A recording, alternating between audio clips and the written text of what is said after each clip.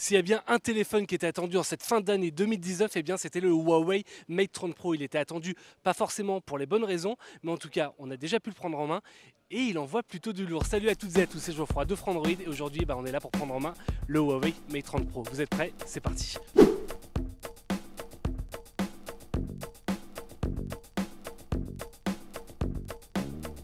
La raison pour laquelle il était attendu, le Huawei Mate 30 Pro, c'était pour l'éventuelle sortie ou non en France, mais ça on y reviendra à la fin de la vidéo. Là pour l'instant on va vraiment se baser sur les specs, sur nos premières impressions et sur ce côté prise en main parce que il est plutôt cool.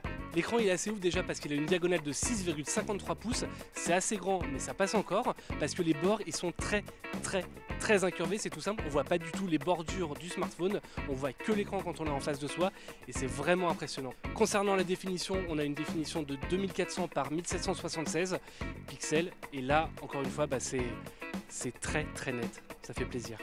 Pour la batterie c'est tout simple, on a un accumulateur de 4500 mAh, on a une recharge rapide 40 watts qui est proposée et on a une recharge sans fil 27 watts avec un lot d'accessoires assez incroyable. Franchement là c'est pareil, ça devrait aller, connaissant Huawei généralement il y a une très bonne autonomie, ça ne devrait pas changer avec le Mate 30 Pro. Sur l'appareil photo, on va retrouver trois optiques principales à l'arrière, en plus du capteur TOF qu'on avait déjà sur le P30 Pro, à savoir une optique ultra grand angle de 40 mégapixels qui va permettre de servir notamment pour la vidéo, parce que oui, paradoxalement, c'est vraiment cette optique-là qui est utilisée pour la vidéo par Huawei sur le Mate 30 Pro. En tout cas, il nous assure que ça va être une optique qui va permettre vraiment de ne pas trop cropper dans l'image et d'avoir une image qui est assez folle. On a une optique principale, donc un objectif principal, encore une fois, de 40 mégapixels avec une ouverture à f1.6 et encore une fois le capteur rouge, jaune, bleu qu'on avait déjà sur le Huawei P30 Pro et on a une optique zoom encore une fois qui peut monter jusqu'à x50, c'est encore une fois la même que celle qu'on avait sur le Huawei P30 Pro, donc il n'y a pas trop de modifications si ce n'est pour la vidéo. En revanche, une des principales nouveautés, c'est EMUI 10. EMUI 10, on vous en a déjà parlé dans une précédente vidéo. Ça apporte pas mal de choses, notamment un mode nuit, un peu plus d'animation au niveau des icônes. On a également des icônes qui sont beaucoup plus jolies.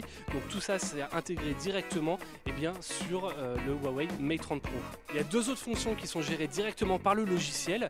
Ça va être directement un capteur de mouvement qui est intégré dans la grosse encoche du Huawei Mate 30 Pro. Ce capteur de mouvement, il fait pas mal penser au projet Soli. Ça va permettre, par exemple, de faire défiler les pages simplement d'un mouvement de main. Si vous serrez la main, ça va permettre de faire une capture d'écran. C'est plutôt intéressant, ça fait quand même beaucoup penser au projet Soli de Google qu'on verra finalement sur le Pixel 4, mais pour l'instant c'est pas encore là et on a eu pas mal de petits bugs.